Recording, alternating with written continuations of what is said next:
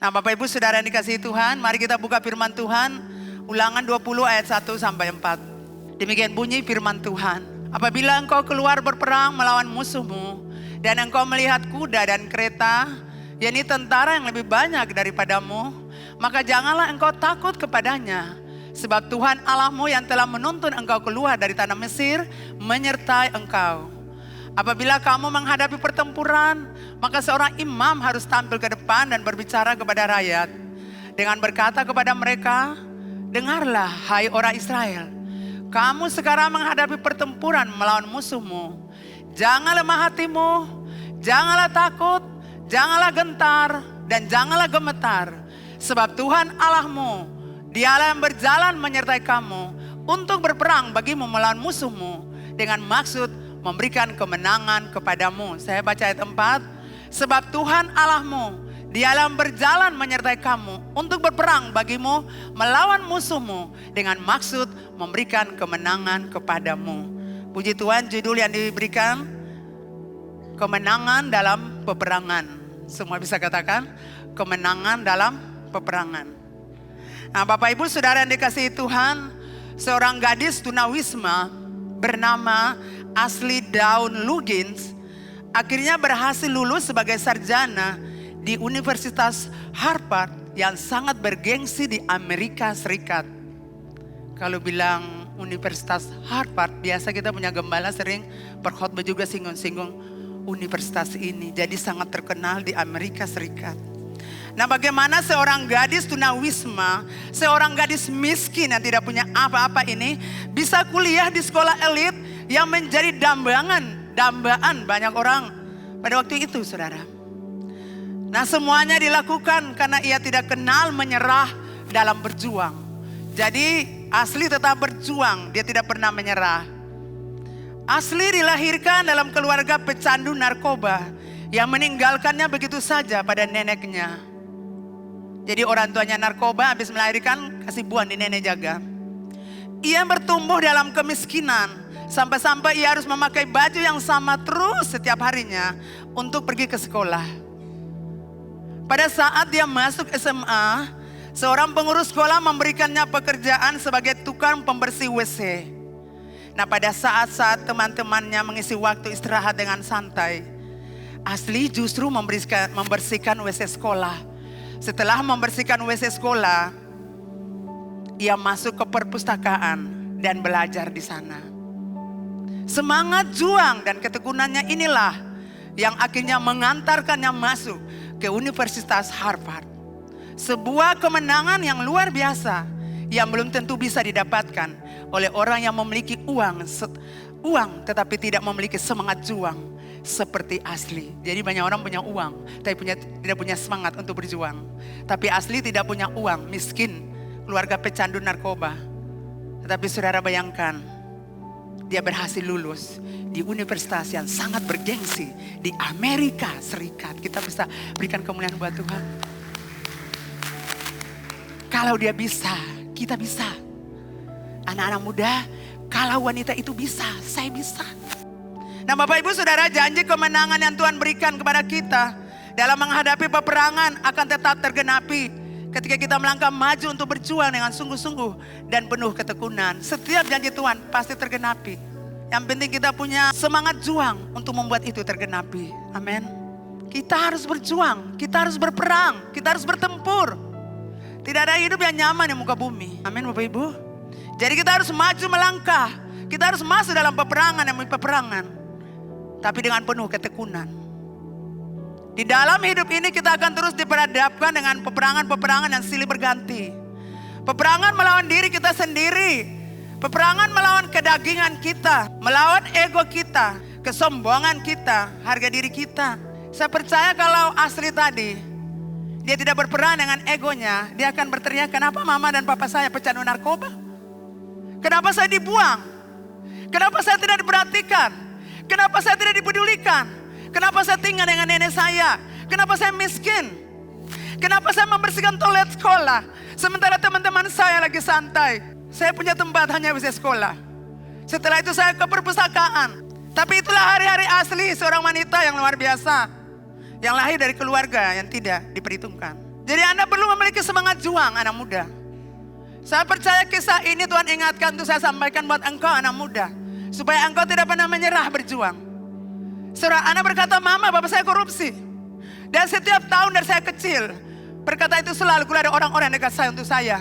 Kamu punya bapak korupsi, kamu anak korupsi, kamu keturunan korupsi. Dan itu sangat melukai hati saya.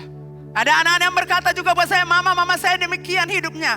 Dan orang-orang berkata, kamu akan seperti mamamu. Kamu akan begini, kamu akan begini, kamu akan begini. Saya bilang tidak, kamu tidak seperti gitu nanti. Amin Bapak Ibu. Ini peperangan melawan diri kita, melawan ego kita, melawan harga diri kita, melawan keinginan kita untuk balas orang. Saya bilang kamu harus lepaskan pengampunan untuk mamamu, untuk papamu, karena kamu tidak tahu mengapa orang tuamu berpisah. Mereka punya alasan untuk berpisah dan kamu tidak mengerti, kamu tidak tahu. Satu saat kamu akan tahu. Tapi untuk kamu harus tetap menghormati dan mengampuni mamamu dan papamu. Dan dia bilang tidak bisa, mama saya menelantarkan saya. Tidak peduli dengan saya. Dan saya tidak akan pernah memaafkan mama saya, tidak akan pernah.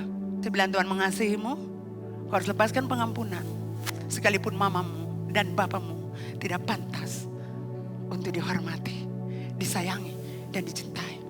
Jadi bagi anak-anak yang ada di tempat ini, yang mungkin lahir tidak diakui oleh Bapa, tidak diakui oleh keluarga Bapa, tidak diakui. Saya mau katakan, Anda harus bertahan, Anda harus berjuang. Kalau asli pecandu narkoba miskin tidak punya apa-apa, dia bisa melewati peperangan perjuangan. Anda bisa. Bapak Ibu Saudara, kita mengalami peperangan di rumah, di lingkungan. Belum lagi mungkin kita tinggal di lingkungan kita suka nyaman, tenang.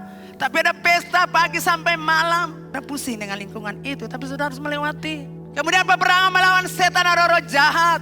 Peperangan melawan semua rintangan dan halangan. Peperangan melawan semua hambatan-hambatan. Dan banyak hal lain lagi yang menghambat kita untuk maju. Betul Bapak Ibu Saudara? Ada banyak hal yang menghambat kita maju. Kita ini dalam peperangan. 1 Januari kita mulai berperang. Efesus 6 ayat 12. Peperangan kita bukan melawan manusia di bumi. Kita berperang melawan pemerintah, penguasa dan kuasa dari dunia kegelapan ini. Berperang melawan roh jahat di angkasa. Jadi kita sedang berperang yang kita lagi. Tapi roh jahat dalam dapur diri. Kita sedang berperang dengan bos di kantor. Tapi roh jahat ada di kantor. Jadi kita harus berani masuk dalam peperangan. Katakan berani masuk dalam peperangan. Tanpa peperangan Anda tidak bisa melihat sesuatu yang belum pernah Anda melihatnya. Betul Bapak Ibu? Tanpa peperangan hidupmu akan biasa-biasa saja. Tanpa peperangan hidupmu akan membosankan. Dan tidak ada sesuatu yang Anda hasilkan. Tidak ada sesuatu yang Anda capai. Anda harus masuk dalam peperangan. Karena peperangan punya tujuan. Anda harus masuk dalam peperangan. Karena peperangan punya tujuan. Peperangan membuat Anda itu kuat. Amin. Tegar, tahan banting, tidak mudah menyerah. Betul? Setiap saat kita perang itu bikin kita kuat saudara. Kita sudah tahu strateginya. Oh begini, oh harus begini. Kalau Anda tidak berperang sulit sekali. Anda mudah menyerah. Nah dalam peperangan Bapak Ibu, Anda akan melihat mujizat Tuhan. Anda akan melihat kemenangan Tuhan. Karena tujuan Tuhan peperangan punya hasil adalah kemenangan. Sepanjang 3 ayat 17. Tuhan Allahmu ada di antaramu sebagai pahlawan yang memberimu kemenangan. Katakan amin. Tuhan ada di depan.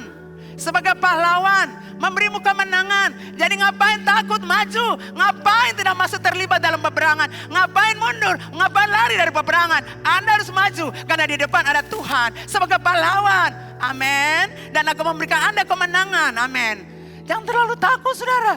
2022 peperangan lepas peperangan, pertempuran lepas pertempuran kita akan lalui. Amin saudara. Jadi kalau Anda tidak mau masuk dalam peperangan, Anda tidak akan pernah melihat mujizat. Anda cuma mengeluh, menggerutu, kenapa terjadi, kenapa begini, dan sebagainya. Nah banyak anak Tuhan tidak mengalami kemenangan dalam peperangan. Mereka justru kalah, mereka justru menyerah, mereka justru berbalik tinggalkan Tuhan. Nah faktor-faktor kekalahan dalam peperangan, saya catat di sini Bapak Ibu. Yang pertama ketakutan. Apa itu ketakutan? Ketakutan adalah perasaan gentar, perasaan ngeri dalam menghadapi sesuatu yang dianggap akan mendatangkan bencana. Sebenarnya tidak datangkan bencana, tapi kita berpikir bahwa itu akan datangkan bencana. Padahal tidak demikian. Banyak orang belum masuk peperangan sudah mengatakan diri kalah. Waktu menghadapi masalah langsung bilang apa? Beta mati sudah. Bos pasti pecat beta. Habis beta. Tugas-tugas belum selesai. Habis beta mati sudah. Absen, beta terlambat, beta habis. Beta pasti dapat sikat. Beta pasti, bos pasti bikin malu-malu. Beta ada orang banyak. Beta pasti dapat sikat sudah. Beta pasti kalah, beta sem bisa. Wow, sulit sekali masalah ini. Ada orang-orang lebih pintar dari beta. Ada orang-orang lebih berhasil. Bagaimana beta berjuang dengan orang-orang pintar, orang berhasil. Beta semungkin. Itu katong belum hadapi akan, katong sudah bilang katong pun diri. Katong sudah bernubuat per katong pun diri. Sudah deklarasikan diri bahwa beta kalah. Bahwa beta tidak berhasil. Bahwa beta tidak mungkin melakukan hal besar. Tidak mungkin beta bersaing dengan orang-orang di atas beta. Tidak mungkin. Padahal itu hanya perasaan Anda. Amin. Anda sudah langsung menubuatkan itu pada diri Anda. Padahal tidak demikian. Amin. Katakan saya bisa, saya mampu. Aduh, pelayanan ini sangat besar. Aduh, pelayanan ini sangat luar biasa. Saya hanya orang biasa, saya terbatas. Saya tidak bisa buat apa-apa. Saya cuma pendoa di gereja. Saya cuma sapu-sapu gereja. Saya cuma usher. Saya cuma berdiri worship leader. Saya cuma tim musik. Saya cuma kore-kore alat-alat itu saja. Bagaimana mungkin Tuhan? Kita selalu seperti itu sama Tuhan. Saya tidak bisa bersaing dengan dia. Aduh, pendeta itu lebih pintar dari saya. Aduh, saya cuma terbatas. Saya tidak sekolah teologi. Lalu Tuhan, bagaimana saya? Saudara, saya kutip apa yang dikatakan Apostel Golerdo Maldonado. Beliau berkata begini. Ketika Tuhan panggil seseorang untuk tujuan yang tidak biasa, Ia mengeluarkan orang itu dari lingkungan biasa, sehingga orang itu dapat diubah. Ketika Tuhan memanggil seseorang untuk tujuan yang tidak biasa, Ia mengeluarkan orang itu dari lingkungan biasa, sehingga orang itu dapat diubah. Jadi yang dimaksudkan tujuan yang tidak biasa, itu tujuan Allah yang dahsyat, tujuan Allah yang luar biasa, tujuan Allah yang agung, tujuan Allah yang mulia. Dan Tuhan mengeluarkan siapa? Orang-orang biasa, orang-orang tidak terpandang, orang-orang yang hina, orang-orang bodoh di mata dunia. Tuhan Allah angkat mereka dari lingkungan ketidakberdayaan mereka. Tuhan Allah angkat mereka, lalu Tuhan Allah membentuk mereka, lalu Tuhan Allah memakai mereka untuk melakukan perkara-perkara dahsyat, perkara-perkara luar biasa. Cuma ingat, Tuhan Allah angkat Anda, Tuhan Allah lagi persiapkan Anda untuk hal-hal besar. Jadi kalau Tuhan mau angkat seseorang, Tuhan tidak peduli tanya Anda. Makanya Paulus ingatkan kita 1 Korintus 1 ayat 27-8. Apa yang bodoh bagi dunia? Orang dunia anggap kita bodoh, tidak tahu apa-apa. Kita tidak berarti. Tapi Tuhan Allah angkat kita, memberkati kita, mengurapi kita, melengkapi kita, menjadi orang-orang perkasa, menjadi orang-orang kehebatan Allah untuk melakukan hal besar, hal-hal luar biasa yang manusia biasa tidak melakukannya. Ketakutan membuat kita tidak bisa menikmati hidup yang baik. Ketakutan membuat kita tidak bisa menghasilkan karya-karya besar. Ketakutan menghambat kita. Ketakutan menghalangi kita untuk melihat mimpi-mimpi kita tergenapi. Jadi saya mau bilang buat Bapak Ibu Saudara, kalau Anda lagi mengalami ketakutan, Anda perlu didoakan, Anda perlu dilepaskan. Ketakutan untuk masa-masa lalu Anda belum selesai. Ketidakjujuran Anda di masa lalu, kalau Anda tidak akui, Anda akan berjalan dalam ketakutan. Karena dosa-dosa itu akan terus memburu Anda. Anda harus selesai. Anda berpikir ada orang buru-buru Anda. Tidak, dosa itu kejar Anda. Dosa yang Anda buat, yang Anda tutup rapat, akan kejar Anda. Jadi Bapak Ibu Saudara dikasihi Tuhan. Jadi kalau tahun ini saudara masuk dengan ketakutan akan dosa-dosa masa lalu, Anda tidak bisa berperang. Nah, ada banyak ketakutan yang terjadi dalam hidup kita. Kita takut mati. Belakangan ini orang-orang di dunia ketakutan karena takut mati. Takut gagal membuat apa-apa, takut gagal, takut ditolak, takut miskin dan lain-lain. Yang kedua, faktor kekalahan dalam peperangan, tidak sabar dalam menantikan Tuhan. Bapak Ibu Saudara ingat, waktu Tuhan itu bukan waktu kita. Banyak orang menyerah dan kalah dalam peperangan karena tidak sabar dalam menanti Tuhan. Saudara, firman Allah berkata dalam Yesaya 30 ayat 18c, sebab Tuhan adalah Allah yang adil. Berbahagialah semua orang yang menanti-nantikan Dia. Kalau Anda nanti Tuhan itu berbahagia, karena waktu Tuhan itu tepat, pas untuk menolong Bapak Ibu Saudara. Jangan kita paksa waktu kita untuk Tuhan. Nanti waktu Tuhan itu pun datang buat kita. Itulah sebabnya kita kalah, karena kita tidak nanti Tuhan. Kalau sesuai nanti kan mulai bersungut, mulai mengeluh. Yang ketiga, tidak mau bayar harga. Bapak Ibu Saudara, di setiap peperangan selalu ada pengorbanan dan air mata. Orang berperang itu waktu, tenaga, pikiran. Harus tinggalkan keluarga, harta, materi dan lain-lain.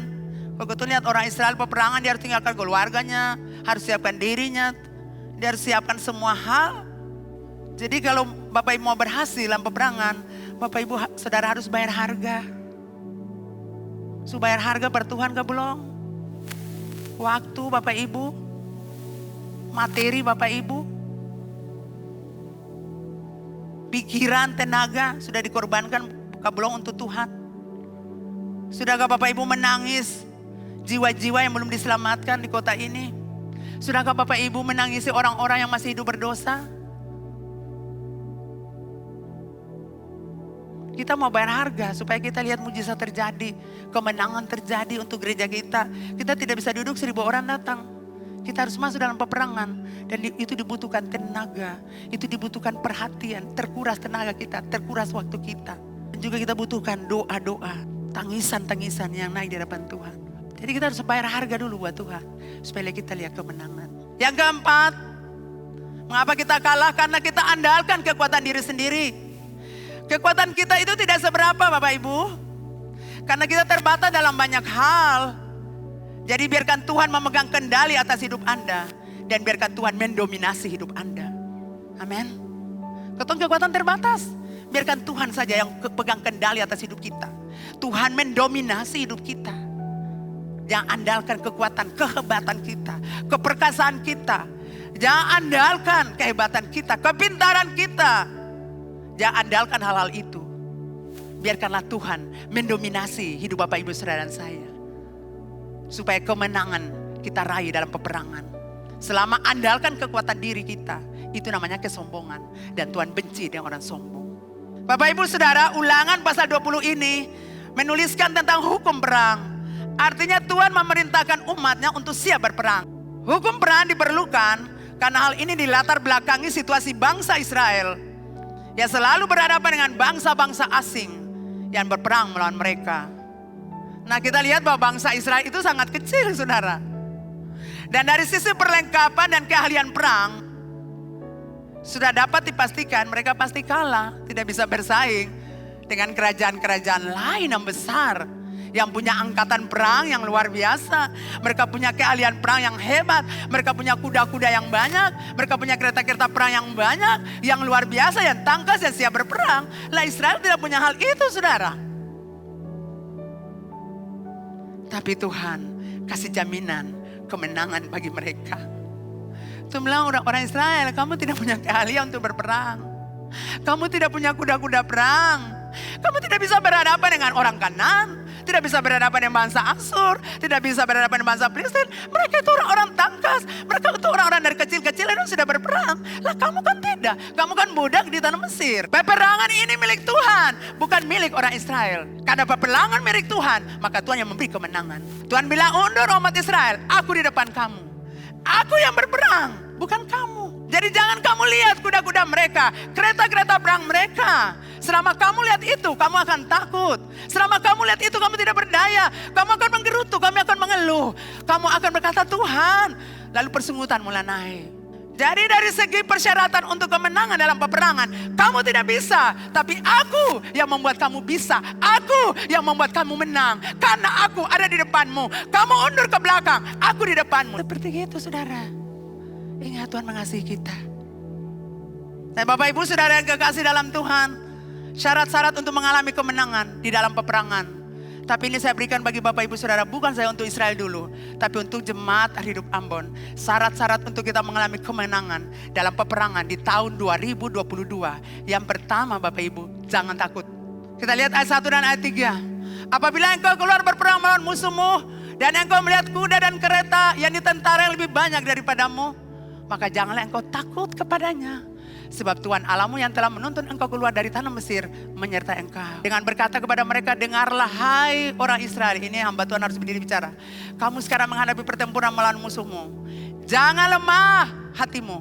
Jangan takut, jangan gentar, dan jangan gemetar. Karena mereka.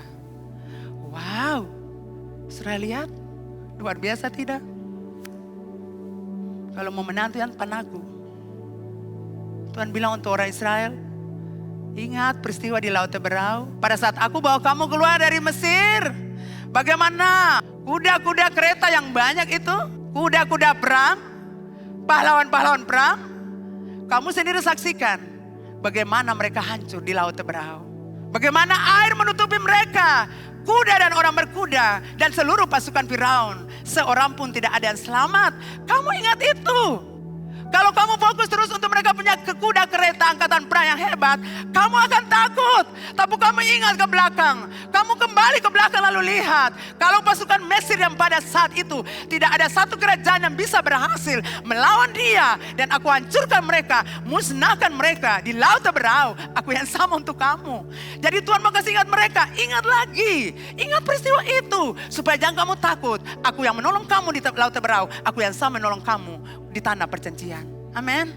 Karena tujuannya aku beri kamu kemenangan. Ini peperanganku bukan kamu. Jadi jangan takut. Tenang saja, diam saja. Dan lihat kemenangan. Kita lihat Ulangan 3 ayat 22. Jangan takut kepada mereka yang pun kuda-kuda dan kereta-kereta. Tuhan Allahmu dia yang berperang untukmu. Amin.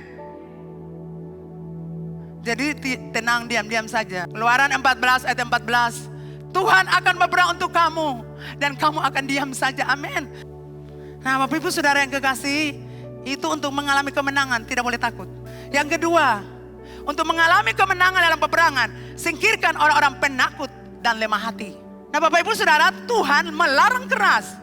Untuk kelompok orang-orang ini ikut dalam peperangan. Larangan keras bagi mereka. Yang pertama, siapa orang-orang itu? Kelompok orang itu. Yang pertama, orang yang membangun rumah tapi belum menempatinya. Itu ayat 5. Orang yang membangun rumah tapi belum menempatinya. Tuhan larang dia keras. Tidak boleh masuk dalam peperangan. Yang kedua, orang yang membuat kebun anggur baru. Dia bikin kebun anggur baru lagi. Tapi belum sempat mengecap hasilnya. Itu ayat 6. Dilarang untuk masuk dalam peperangan. Buat kebun anggur tapi belum menikmati dia punya hasil. Tidak boleh ikut. Berikut orang yang sudah bertunangan tapi belum kawin. Tidak boleh masuk dalam peperangan. Ayat 7. Orang yang takut dan lemah hati. Ayat 8. Tuhan melarang keras kelompok-kelompok ini untuk ikut dalam peperangan. Mengapa saudara? Karena mereka akan lemahkan semangat orang lain.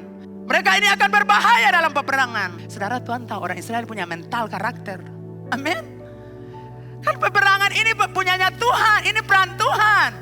Tuhan bahwa mereka masuk dengan tujuan kasih dong menang. Bukan saja kasih dong harta, jarahan, berkat-berkat. Tapi Tuhan Allah ajar dong. Supaya dong tahu berperang. Supaya ke depan kalau peperangan selanjutnya. Dong akan menang. Karena dong tahu Tuhan panglima perang berperang ganti mereka. Amin. Jangan pakai natural saudara. Kalau Anda pakai natural. Anda tidak pernah melihat alat supranatural Allah terjadi. Kita berbicara supranatural saudara. Bukan natural. Kalau natural tidak mungkin. Tapi kita bicara supranatural. Tuhan Allah pasti bisa bikin akang. Kalau di Laut Teberau, pasukan kuda kereta mati semuanya. Maka Tuhan yang sama untuk orang Israel. Hadapi peperangan hebat. Apakah mereka kalah? Tidak. Kecuali kalau mereka berdosa pada Tuhan Allah. Baru Tuhan kasih hukuman yang kalah. Tapi selama peperangan mereka tetap menang. Karena itu peran Tuhan. Jadi jangan pakai logika saudara untuk melayani Tuhan Allah.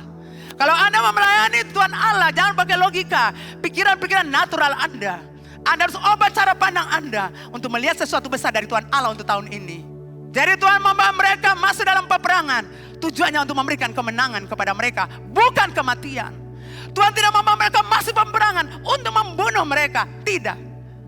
Tapi Tuhan bawa mereka masuk dalam peperangan untuk memberikan kemenangan. Selain Tuhan kasih mereka jarahan-jarahan, harta-harta benda. Tapi Tuhan kasih mereka, Tuhan melatih mereka untuk berperang supaya kalau ada masalah lagi mereka sanggup. Dan Tuhan kasih kemenangan buat mereka. Itu tujuan Tuhan. Yang ketiga Bapak Ibu Saudara. Jadi kalau Anda mau maju di tahun ini jemaat hidup aman. Anda yang berbisnis, Anda punya usaha, Anda punya pekerjaan. Jauhkan diri dari orang-orang panaku. Jauhkan diri dari orang-orang hati lombok. Jauhkan diri dari orang-orang negatif. Dari pikiran-pikiran duniawi. Mereka itu akan mempengaruhi Anda. Sehingga Anda tidak akan pernah melihat hal-hal besar yang Tuhan kerjakan. Pindah dari orang-orang itu. Karena tidak membangun rohani Anda. Amin Bapak Ibu. Selama Anda tinggal berdekatan dengan mereka. Anda mendampingi mereka. Hidup sama-sama dengan mereka. Anda tidak pernah melihat kemenangan dari Tuhan. Yang ketiga, percaya kepada penyertaan Tuhan. Jadi untuk melihat kemenangan di tahun ini, jangan takut. Yang kedua, singkirkan orang-orang panaku Orang-orang lemah hati, orang-orang tidak fokus sama Tuhan. Orang-orang hati lombor, rapuh, tidak berdaya. Lemah hati, tidak kuat hati. Singkirkan mereka dari hidupmu. Ulangan 20 tadi, ayat yang keempat. Sebab Tuhan Allahmu dialah berjalan menyertai kamu. Amin. Saudara, Matius 28 ayat 20 berkata, dan ajarlah mereka melakukan segala sesuatu, ya bagian terakhir, aku dan ketahuilah, aku menyertai kamu senantiasa sampai kepada akhir zaman. Amin. Jadi penyertaan Tuhan buat kita sampai akhir zaman. Tuhan menyertai kita, itu janjinya, dan janjinya itu ya dan amin. Ini bukan manusia janji lebar lente, Tuhan janji, Tuhan tepati. Mazmur 16 ayat 8, aku senantiasa memandang kepada Tuhan, karena Ia berdiri di sebelah kananku. Aku tidak goyah. Amin, Bapak Ibu. Daud bilang, aku memandang Tuhan. Tuhan di sebelah kananku, aku tidak goyah. Kalau Yesus menyertaiku, kalau Allahku menyertai aku tidak akan goyah. Aku tidak akan tergoncangkan oleh situasi apapun, oleh masalah apapun yang aku hadapi. Amin. Kalau Yesus ada bagiku, kalau Yesus di sampingku, di tangan kananku, di sebelah kananku, aku tidak pernah tergoncang.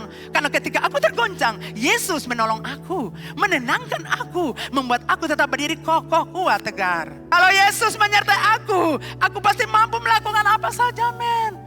Saudara, tahun 2022 nih Anda bisa lakukan apa saja. Kalau Tuhan menyertaimu, maka Anda mampu melakukan apa saja yang orang-orang dunia tidak bisa lakukan. Orang-orang natural tidak bisa lakukan. Tapi Anda melakukannya karena Tuhan menyertai Anda. Amin. Tidak ada kuasa lebih besar dari kuasa Tuhan Allah, saudara, yang menyertai Anda. Jadi Anda harus percaya. Jadi kalau Tuhan menyertai saya, Tuhan ada di tangan kanan saya, maka saya tidak akan tergoncang. Betul, masalah itu menggoncangkan, tapi Tuhan akan tolong saya untuk berdiri. Saya nggak goncang-goncang, Tuhan akan pegang saya untuk berdiri, untuk melewatinya. Amin. Tapi saya percaya Bapak Ibu tidak. Tuhan siapkan kita masuk tahun ini. Ada banyak sekali hal yang kita lalui. Tapi Tuhan mau Anda percaya Tuhan. Anda percaya bahwa penyertaan Tuhan ada. Anda percaya bahwa Tuhan ada. Dan kalau Tuhan ada, Tuhan tidak sampai hati biarkan saya menderita. Tuhan pasti tolong saya. Jadi percaya berarti Anda harus sabar. Sampai Tuhan datang tolong Anda. Anda harus tekun sampai Tuhan datang untuk memberkati Anda. Itu percaya, saudara. Sekalipun Bapak Ibu saudara belum melihat, tapi tetap percaya Tuhan pasti tolong saya. Amin. Itu belajar dari Abraham. Betul, saudara? Tidak ada dasar percaya, tapi dia percaya. Tuhan mau ketemu percaya di tahun ini. Bahwa ada pembisnis yang punya usaha-usaha mengalami masalah, pasti Tuhan tolong. Anda punya pekerjaan-pekerjaan di kampus, S2, S3, S1. Anda percaya bahwa Tuhan pasti tolong. Tidak bisa tidak. Tuhan tidak biarkan kita, saudara. Tuhan itu Bapa yang baik. Tuhan sangat baik buat kita. Tuhan tahu apa yang Anda butuhkan. Tuhan tahu masalah-masalah yang Anda hadapi. Tuhan tahu. Tapi Tuhan bilang, sabar. Karena waktuku itu tepat. Nah, Bapak Ibu saudara, percaya adalah membawa Tuhan masuk di dalam situasi Anda yang sulit. Itu percaya. Percaya artinya bawa Tuhan masuk dalam situasimu yang sulit. Dalam situasimu yang hancur. Dalam situasimu yang ketakutan itu. Itu percaya. Bahwa Tuhan masuk di dalam kondisi yang sulit itu. Yang engkau rasa, Tuhan, saya tidak mampu di tempat ini. Saya tidak kuat lagi, Tuhan. Tapi Anda tetap percaya. Dan membiarkan Tuhan menasihati Anda. Tuhan ajar beta, Tuhan bimbing beta, Tuhan tolong beta, Tuhan buka jalan keluar buat beta. Itu percaya Bapak Ibu, amin. Sekalipun belum lihat, tapi Anda sudah kuat. Dan Anda akan melihat jawabannya, yaitu kemenangan. Saudara, paling penting dalam suatu situasi sulit, Anda undang Tuhan untuk mendengar Ia berbicara. Kalau Tuhan berbicara dalam situasi Bapak Ibu yang sulit, itu beda. Saudara rasakan, aduh Tuhan, tidak ada keindahan seperti itu. Waktu mendengar Tuhan berbicara. Mungkin cuma sedikit saja. Jangan takut. Aku pasti menolong kamu. Mungkin seperti gitu. Atau jangan takut, engkau akan melihat doamu dijawab. Jangan takut, aku akan memerintahkan berkat masuk dalam rumahmu. Jangan takut, aku akan mempromosi kamu tahun ini. Itu kita kadang dengar. Jadi Anda mau percaya, itu percaya saudara. Mengundang Tuhan masuk dalam situasimu yang sulit. Dalam situasimu yang hancur. Dalam situasi yang sukar itu. Dan biarkan Tuhan bimbing Bapak Ibu. Biarkan Tuhan tuntun. Biarkan Tuhan berbicara. Karena waktu Tuhan berbicara kita lega. Kita kuat walaupun belum ada jawaban. Tapi paling tidak kita sudah kuat berdiri. Dan tidak menangis lagi. Karena jawabannya itu buat kita bersuka cita. Amin. Bapak Ibu diberkati. Kalau diberkati kita tepuk tangan dulu buat Tuhan Yesus. Kalau masalah datang bilang, beta bisa, beta pasti bisa. Tuhan pasti tolong beta, Tuhan pasti tolong beta. Beta pun anak pasti sembuh, beta pun mama pasti sehat, beta pun bapa pasti diberkati, beta mama pasti diberkati. Semua akan baik-baik saja, amin. Kalau hadapi masalah tahun ini bilang begitu. Yang kedua ingat, Tuhan tolong beta, Tuhan yang sama akan tolong. Yang ketiga, jangan bergaul yang orang-orang tadi beta bilang tuh. Panaku tuh, rapu-rapu tuh. Sedikit manangis. Tuhan alai. Jangan, Tuhan ada. Kita sama-sama ulangan 4 ayat 24. Sebab 1, 2, 3. Sebab Tuhan Allahmu adalah api yang menghanguskan, Allah yang cemburu. Kemudian ulangan 9 ayat 3. 1, 2, 3. Maka ketahuilah pada hari ini. Saya minta kita semua baca 1, 2, 3. Maka ketahuilah pada hari ini bahwa Tuhan Allahmu, Dialah yang berjalan di depanmu laksana api yang menghanguskan. Dia akan memunahkan mereka dan dia akan menundukkan mereka di hadapanmu. Katakan amin. Ada banyak peperangan pertempuran yang kita hadapi. Tapi janji Tuhan ini menguatkan kita dan menghibur kita. Jangan takut dan gentar dalam menghadapi peperangan. Karena peperangan membuat engkau melihat dan menikmati kemenangan dari Tuhan. Haleluya. Bapak Ibu diberkati. Tuhan ngomong buat saya. Saya tulis saudara. Tuhan berbicara buat saya. Aku ada di depanmu. Jadi saya lihat saya pakai baju itu saudara. Baju tua putih itu. Baju kebesaran itu. Dan saya dilihat di belakang itu domba-domba. Ikuti saya. Tapi ada jarak. Sepertinya kosong di situ. Dan saya dengar suara Tuhan jelas buat saya. Aku ada di depanmu. Aku berjalan di depanmu. Untuk menghancurkan musuh-musuhmu. Untuk mengalahkan musuh-musuhmu. Jadi saudara, saya bilang Tuhan itu luar biasa. Makanya saya bilang memang betul.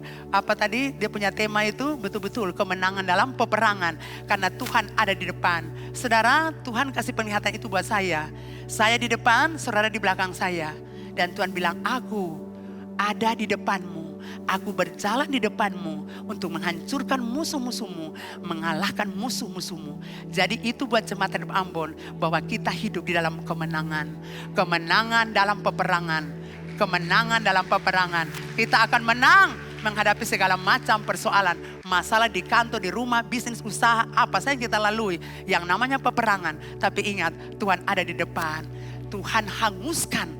Saya minta kita semua bangkit berdiri. Saya mau deklarasikan firman Tuhan tadi dari ulangan itu. Ulangan 9 ayat 3. Ini sangat penting untuk kita. Karena ini janji Tuhan buat kita di tahun ini. Dan saya percaya ketika Anda deklarasikan dengan imannya. Bahwa itu terjadi. Bahwa itu pasti terjadi. Karena ini untuk kita. Kita baca sama-sama ulangan 9 ayat 3. Maka ketahuilah pada hari ini. Bahwa Tuhan Allahmu. Dialah yang berjalan di depanmu. Laksana api yang menghanguskan. Dia akan memunahkan mereka. Dia akan menundukkan mereka di hadapanmu. Siapa mereka? Musuh-musuh kita. Itulah iblis dan roh-roh jahat. Akan dihancurkan. Akan dibinasakan. Dan kita akan mengalami kemenangan dari Tuhan Allah. Dan semua yang percaya katakan amin.